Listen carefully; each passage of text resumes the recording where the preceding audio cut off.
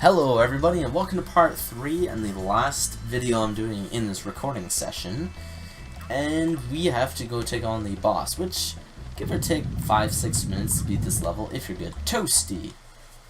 Really cool background, I'm not gonna lie. It's either a setting sun or rising sun, assuming it's setting, with the pinkish red purple sky, magenta colored, and stuff like that. So if I'm not mistaken, there's 100 gems and 1 dragon, yeah. So it is by far the smallest level that we've ever done, but honestly it's probably the more difficult because of these dog things. So while they're like that, you have to flame them, then you have to walk away and then flame them again, because they start off with stone. They're actually probably the hardest enemy to deal with in the entire game. And that's pretty bad, thinking that it's in the first world. But I guess, you know, they don't want to make... Since you'll see why it's kind of a joke, and I kind of understand why these enemies are so much more, or so much tougher than previous enemies, or even future enemies. They actually require a little bit of strategy to conquer. But yeah, and they're everywhere too. It's not like it's just here and there.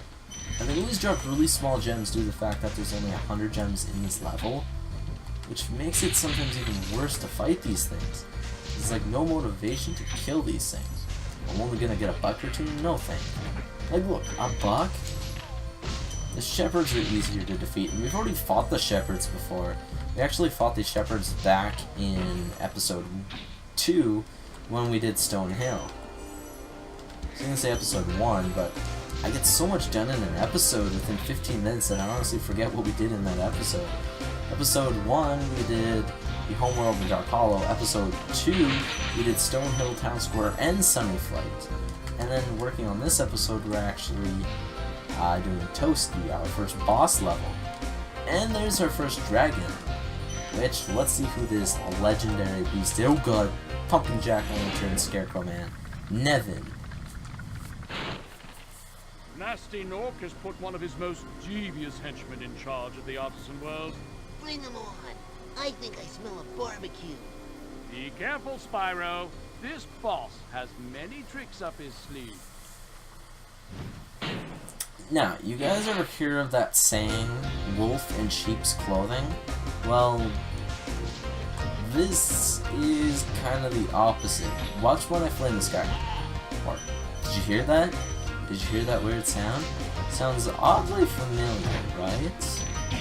Well, it's a sheep in wolf's clothing. Yes, and I'm not being literal with it being a wolf outfit, but more like being literal on the fact that, you know, this giant scary monster is actually just a sheep.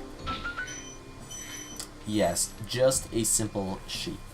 And the last of our gems should be right here, bringing us to a grand total of 100 out of 100 and a dragon.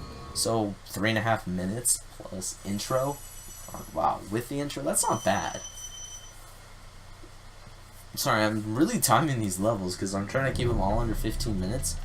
Because if I keep them under 15 minutes and I run through the processor of Windows Movie Maker, they upload ridiculously fast compared to old videos. So that's the reasoning. If you guys want it, I can up it to 20 minutes, but 20 minutes stops. So anyways, we talk to this guy and we get to leave. Wow! I see you have been busy rescuing dragons, Spyro.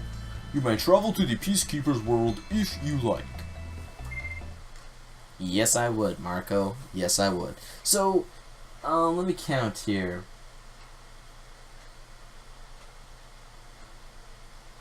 There's 5 dragon worlds, and then the Nork world, I think. Technically, the Nork world is a dragon world, but...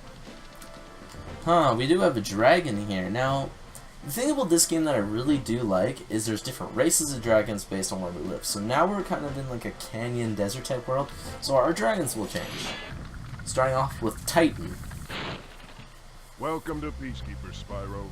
Look how our treasure has been turned against us and stolen. Recover our treasure, Spyro. Collect treasure. Got it. So, starting off we have basic dragons. Now we have these big burly spiky dragons. Now these little guys are annoying because they will moon you and stab you. Now, as for this one, we have a dragon egg, 200 gems, and 3 dragons. So the only thing different about this one is, wait, did it say 300 gems or 200? 200. So it's like the old home, no, never mind, the old homeworld was 100 gems. So I guess overall it's bigger except for the dragon count. The dragon count tends to be 3 dragons per world. I think that's actually normally how it is, except for one world I think doesn't have. Oh my god, he's mooning me. Nudity. I repeat, there's nudity in a Spyro game. This game is rated E, guys. I repeat, an E-rated game has nudity. There's a little green lizard man, or yellow lizard man, mooning me. You can't actually flame him from the front, you have to flame him from the back. Now, this world probably has the world with the longest levels, yeah. Which is surprising, because, once again, look, a desert world is the second world in a video game.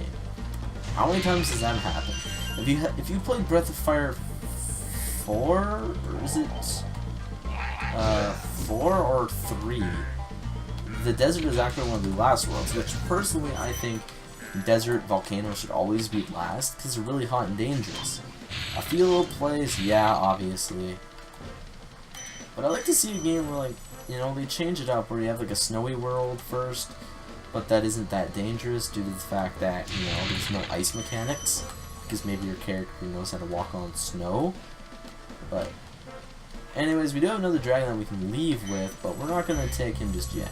We do have a level down here called Ice Cavern, probably one of my favorites. But we do have this dragon over here, known as Magnus.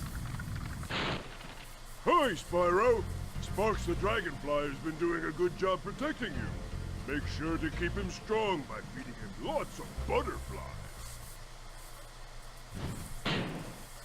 Okay, now, I don't think I missed an enemy, but just to be safe, I highly recommend burning these tents. Now, if you guys notice, there is a target up on that rock formation, so what we have to do is we actually have to use this cannon. You line it up by walking beside it, pushing it, and then firing. Now, there are some chests over this way. One right here. It automatically locks onto the object that you're firing at if there is one. So that should hit that one over there, and now we can go collect these gems. Wow, we already have over 100, so that's good news. This is our boss level, Dr. Shemp. Kind of like Stonehill. I always get a different name. I always call him Dr. Hemp, which is terrible. Yes, but it really Shemp. I don't know. It just such a weird name for a boss. It never really fit the level either. So here's our last dragon, but here's also our egg, and it looks like a key. Why is there a key here? We haven't seen the chest yet. Is there really a chest in this level, hiding some of our sacred gems that we need to get 100%? Find out next time. Okay, no, not really. Let's just talk to Gunner instead. Well done, Spyro! Keep up the good work, and I know you'll fulfill your destiny. Destiny? I just want to kick some... Just toast those enemies and collect the treasure! These dragons really treat Spyro weird. They really, really do. Things about destiny and, you know, fate and, you know, my mission to do this and that. Yet I can't just go and beat Nasty Nork, apparently. You know. Oh, shoot. Ah. There's something with my controller that I sometimes don't like. Is my X button really, doesn't push in right. Like, it works, but not to the point where it's excellent. Like, you have to push it in quite hard. And the sad part is, it's a new controller. Maybe it's because I haven't broken it in yet, but it just really isn't that sensitive. Anyways, I made it over here to where our gems are. That chest actually doesn't have very many gems in it, does it? We have 5 minutes before we hit 15. So that gives us time to do something else in this episode. What do I want to do? How about we take on the flight zone? I could take on the boss because the boss levels aren't very long, but I think night flights should be, you know, short enough to do without actually bringing us to the boss. And this will actually bring us to 1,500 gems. I think we leave World 2 with 3,000. And we will need to collect all the gems for something in the end. Now, I can't quite remember the order you're supposed to do this in. I think this is the one, and then there's like Wild Flight, I think is the other one that gets me. It's just the order of things that you're supposed to do it in, I can never remember. It's not hard once you remember, but sometimes it's just a little annoying. Oh yes, this part. Now if I'm not mistaken, you actually fly through these, then you get the lighthouses. Yeah, so the flight zones do change up slightly every time. Do they change that much? I wouldn't say so. I'd say they stay relatively the same every time. Okay, so actually, I think we can do it if we do it this way. Just make sure we don't miss any of the lighthouses, and somebody apparently texted me while recording. You know what's funny? Because no one ever texts me when I'm doing, like, you know, just everyday stuff. But once I'm recording, people text me. It's never anything important either.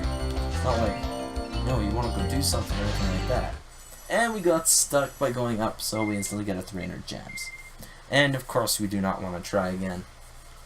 So once again, we actually got 3 things done: the boss, homeworld, and flight zone, all under 15 minutes.